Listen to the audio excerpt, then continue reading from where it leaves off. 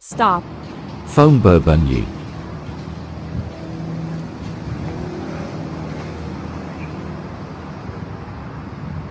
Ambil telefon, angkat, nampak off, tak puas, barabah telefon, tekan silent.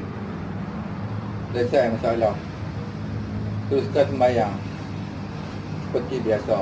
Sebab kita suka lupa kan, kita bawa telefon, kita tak silent. Pergi masjid, selamat mencuba dapat sesuatu. Terima kasih. Bila benda tu diviralkan dalam masyarakat yang kurang ilmu, isu lah. Telefon bunyi tengah sembahyang, telefon bunyi, dangdut. Ni yang kata haji ni janggut apa semua cantik ni, siapa pi buat dajal dia tak tahu, pi bubuh ringtone dangdut.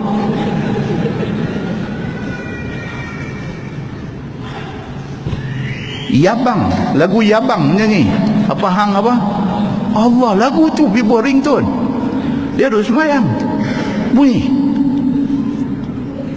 Nak suruh tangan pi tekan bagi silent, sekali lagi viral pula. Takutlah dengan zaman viral lah ni. Jadi duduk biar bagi bunyi tu. Tok Imam duduk baca, dengan duduk dengar Yabang duduk menyanyi ni, dia pun lupa ayat mau habis sekali. Ngedengi mana pasal. Tak boleh, tengah duduk semayang kita terlupa nak silentkan phone kita, tiba-tiba phone bunyi. Boleh tak boleh kita turun tangan kita pergi tekan tak bagi dia stop? Boleh tak boleh? Bukan boleh, mesti kena bagi stop. Bukan setakat boleh, mesti kena bagi stop bunyi itu, kerana mengganggu itu berdosa. Pergerakan tangan pergi bagi stop itu tak jadi dosa. Muslimin dan muslimat